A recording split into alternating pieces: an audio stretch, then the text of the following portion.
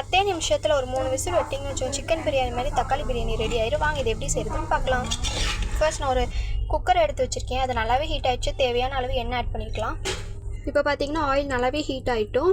Heat ஆனதுக்கப்புறம் பிரியாணி இலையும் பட்டையும் கிராம்பும் எடுத்து வச்சுருக்கேன். அது நம்ம இதில் ஆட் பண்ணிக்கலாம்.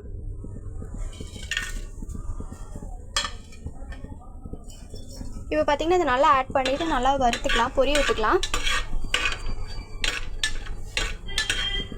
நம்ம இதில் கொஞ்சம் அதிகமாகவே வெங்காயம் ஆட் பண்ணிக்கலாம். இப்போ பார்த்தீங்கன்னா ஒரு 3 வெங்காயம் எடுத்து நான் கட் பண்ணி வச்சுருக்கேன். கருவேப்பிலையும் சேர்த்து பச்சை மிளகாயும் எடுத்து அதையும் இது கூட நம்ம ஆட் பண்ணி நல்லா ஒரு கிறிஸ்பியாக மொறுமொறுன்னு ஆகிற வரைக்கும், ப்ரௌனிஷ் ஆகிற வரைக்கும் நம்ம நல்லா வதக்கிக்கலாம் இந்த எண்ணெயிலே போட்டு.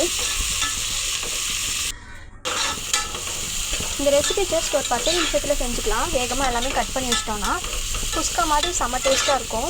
குஸ்கா மாதிரி சிக்கன் பிரியாணி மாதிரி சூப்பராக இருக்கும் டேஸ்ட்டாக. இப்போ பார்த்தீங்கன்னா இந்த மாதிரி நல்லா ப்ரௌன் ஆனதுக்கப்புறமா இஞ்சி பூண்டு பேஸ்ட்டு சேர்த்துக்கலாம். நான் வந்து இஞ்சி பூண்டு பேஸ்ட்டை தட்டி சேர்த்துருக்கேன்.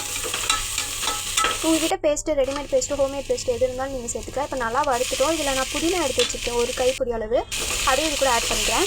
இதையும் நல்லா வறுத்துக்கிறேன்.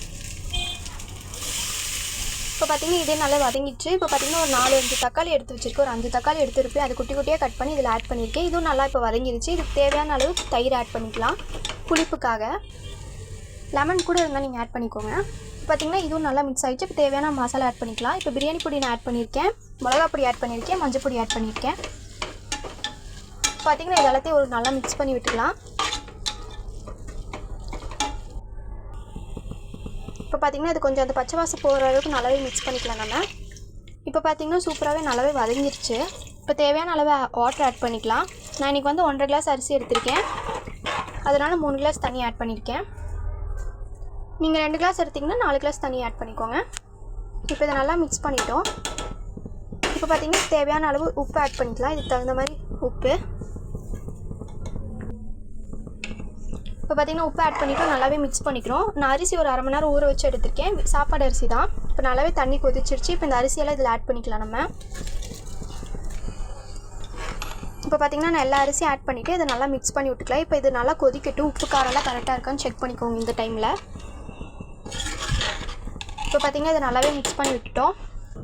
இப்போ பார்த்திங்கன்னா ஒரு 5 நிமிஷத்தில் நல்லாவே கொதிக்க ஆரம்பிச்சிருச்சு. இப்போ குக்கர் போட்டு ஒரு 3 விசில் நல்லா விட்டு எடுத்துக்கலாம்.